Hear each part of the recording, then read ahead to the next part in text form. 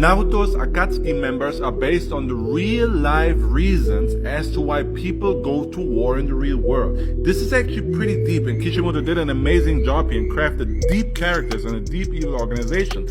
In fact, in episode 81, Pain explained this for a brief moment, but I'm gonna go into much more detail. But let's listen to what Pain said. 戦争の理由なんてのは何でもいい。宗教、思想、資源、土地、怨恨、恋愛、気まぐれ。Alright, so with that in mind, let's go into detail on each of the Akatsuki members. Let's start with Deidara. Pain says he goes to war on a whim. I would say, yeah, that's true, but Deidara more so represents terrorism. I mean, the dude literally drops bombs from a white bird. Why terrorism? Because his art is destruction. To him, destruction, art, is freedom. And he doesn't want any hierarchies. He doesn't want anyone in charge. He just wants to level everything. And yeah, on a whim, destroys all that is inside that he doesn't like, that he doesn't agree with his beautiful art. Very much connected to a lot of the ideology that terrorist organizations use. Opposite to that is Sasori, because Sasori represents monolithic organizations that only serve one purpose, themselves. They're tyrannical leaders that control everybody else like puppets for the benefit of themselves only. In fact, Deidara and Sasori are direct opposites, because what Sasori represents is kind of exactly what Deidara, and what he represents, wants to tear down. Next up, Kakuzo and Hidan. Kakuzo represents resources, money. The guy is all about money. I mean, I don't have to explain it to you. He goes after every target if the money is right, and when he kills the target, he can get their heart, which you can also see as a resource, because that heart, he can put that in his own body to prolong his life and to have more power. So yeah, he's all about the resources. Hidan, meanwhile, is all about the religion. That's so on the nose. Religion is his whole power. Religion is his everything. He represents people going to war for religion. So that's that duo out the way. Next up, Itachi and Kisame. Itachi is pretty simple. Patriotism. I mean, Itachi literally did everything for the sake of protecting Konoha.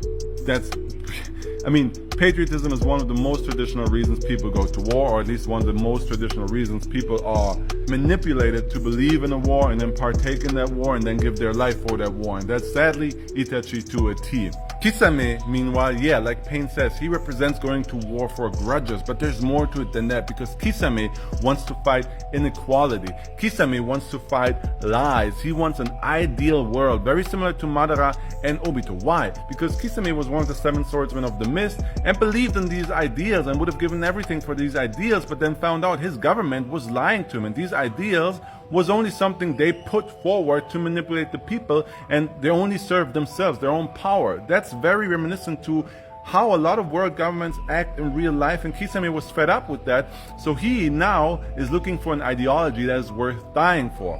Madara, Obito sold him that ideology. So Kisame represents the soldier that was used as a disposable tool and is now looking for a purpose that's worth fighting for.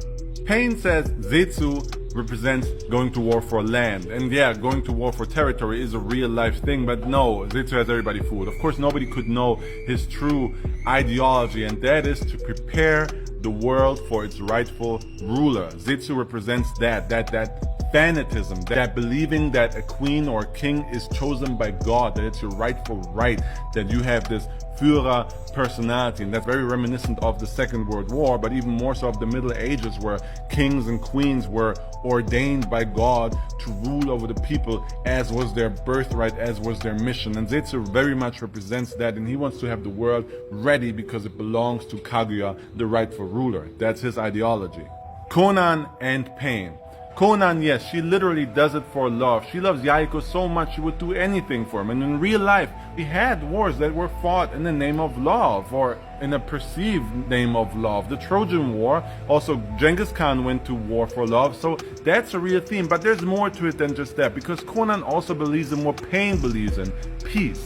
They come from war. They only know war. They were born and raised in war, and they are tired of that. But they also only learned violence. So they believe that to create a peaceful world, you have to use your power, you have to use violence to get rid of every conflict until there's only peace left. It's not like that's super twisted and weird, because in the real world, yes, you could argue that there is a clear ideology that says to achieve world peace, you first have to have a pretty violent world war, because not everybody will see eye to eye. So Conan and Pain are that. They represent going to war for the ideal of peace. That, of course, is similar to Madara and Obito, who also want peace, but they are different because they believe that this world is beyond saving. So they want to create a different world under the Infinite Tsukuyomi, a world where everybody lives in an illusion of peace. They would have a truly ideal, perfect life that would never be achievable in the real world. In a way, you could say that their reason for going to war to create an ideal world is very pure because it would be very ideal, but at the same time it's a very imperialistic way of thinking because it says that, hey, my ideology is right and everybody else is wrong, and I'm going to create a world based on my thoughts and my ideas. And imperialistic reasons for war are probably the main reason. I mean, the whole Roman Empire was built on that, so there's that. If you like these historical anime background videos, then subscribe to this channel because I do this every day. Stick around and you won't miss out. See you soon.